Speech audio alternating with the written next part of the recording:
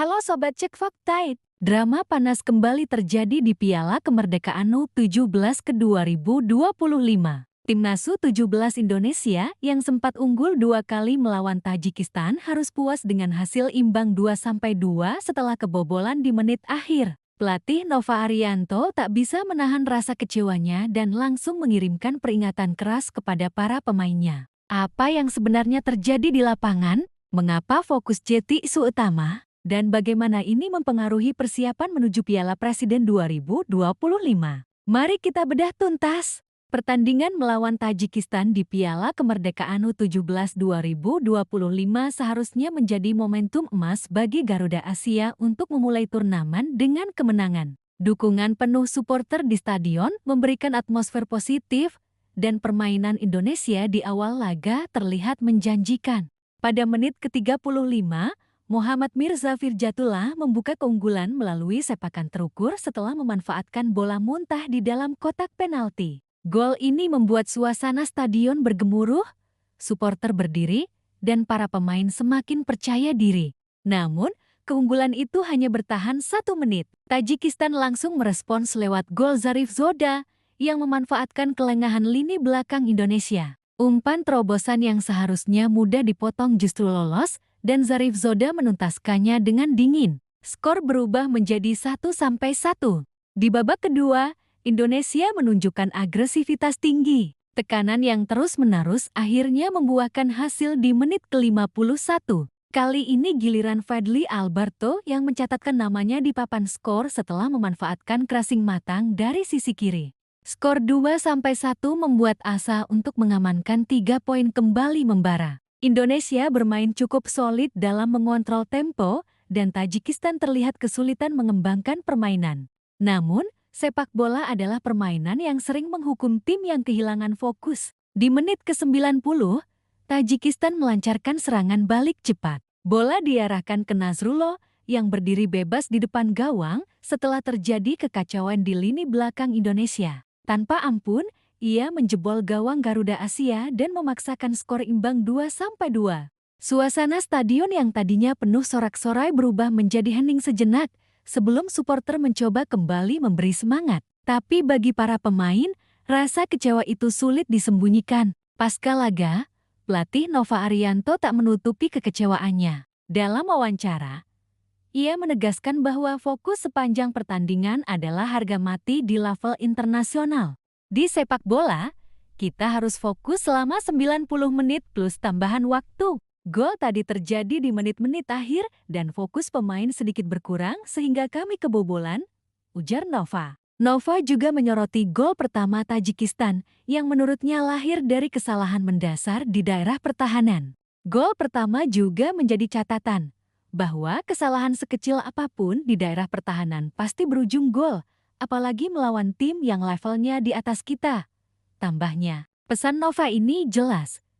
Disiplin, konsentrasi, dan minim kesalahan adalah kunci jika Indonesia ingin bersaing di turnamen yang levelnya lebih tinggi. Kelima, konteks besar persiapan menuju Piala Presiden 2025. Nova mengingatkan bahwa Piala Kemerdekaan ini bukan sekadar turnamen persahabatan, tapi juga bagian dari persiapan menuju Piala Presiden ke-2025. Di ajang itu, lawan-lawan yang akan dihadapi Timnas U17 Indonesia diprediksi memiliki kualitas lebih tinggi dibanding Tajikistan. Lawan-lawan di Piala Dunia nanti akan lebih baik daripada kita, sehingga fokus dan disiplin akan menjadi kunci di setiap pertandingan, tegas Nova. Artinya, laga melawan Tajikistan memberikan pelajaran mahal. Tidak boleh ada momen lengah, sekecil apapun. Ada beberapa faktor yang mungkin menjelaskan mengapa Indonesia kehilangan fokus di menit akhir. Kelelahan fisik. Intensitas tinggi sepanjang laga membuat pemain muda sulit mempertahankan konsentrasi. Kurangnya komunikasi. Gol Nazrullah terlihat lahir karena miskomunikasi antara bek tengah dan kiper. Kurang matang mengelola waktu. Dengan unggul 2-1 di menit akhir, seharusnya Indonesia bisa menahan bola dan mengurangi risiko kehilangan bola di area berbahaya. Dari insiden ini, setidaknya ada 3 pelajaran yang harus dipegang Timnas U17 Indonesia.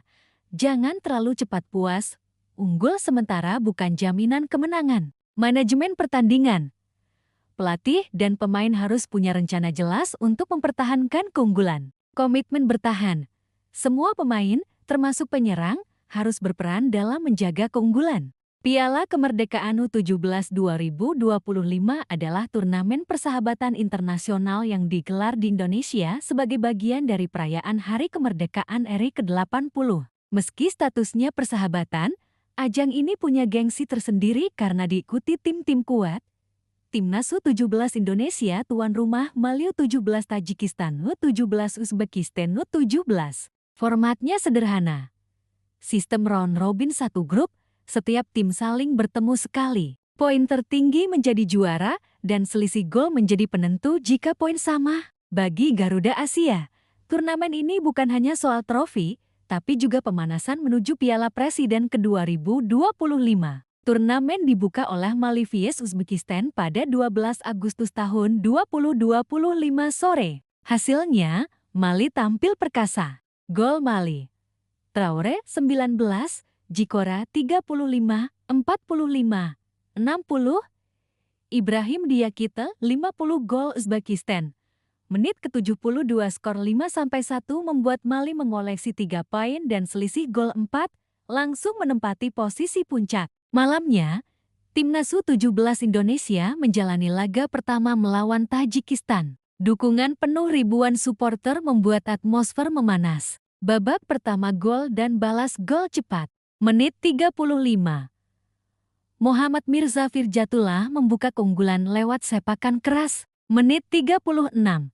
Zarif Zoda Zarif membalas cepat, memanfaatkan kelengahan lini belakang Indonesia. Skor 1-1 menutup babak pertama. Babak kedua Asa dan Petaka menit 51.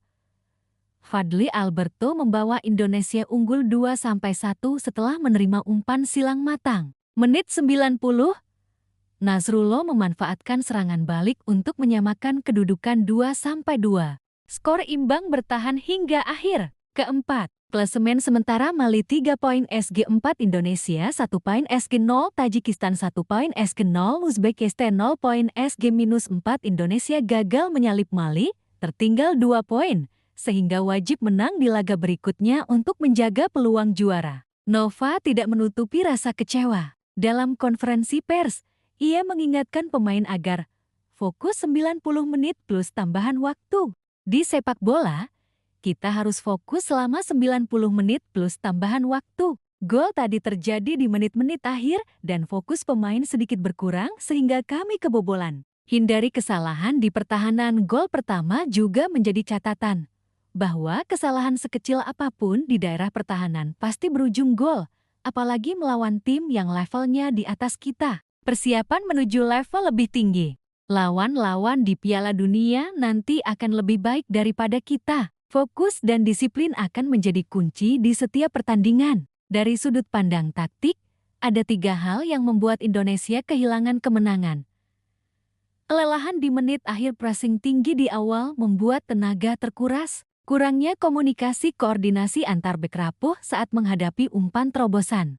Manajemen waktu yang lemah, tidak ada usaha untuk mengulur tempo atau mempertahankan bola di area aman. Meski hanya mendapat 1 poin, peluang Indonesia juara tetap terbuka dengan syarat menang besar atas Uzbekistan untuk memperbaiki selisih gol, mengalahkan Mali di laga terakhir, atau berharap Mali tergelincir saat melawan Tajikistan. Nova diprediksi akan merotasi sebagian pemain di laga melawan Uzbekistan untuk menjaga kebugaran. Namun, pemain inti seperti Mirza dan Fadli kemungkinan tetap jadi tumpuan di lini depan. Pertandingan melawan Uzbekistan bukan sekadar mencari 3 poin, tapi juga membangun momentum dan kepercayaan diri menjelang duel penentuan kontra Mali.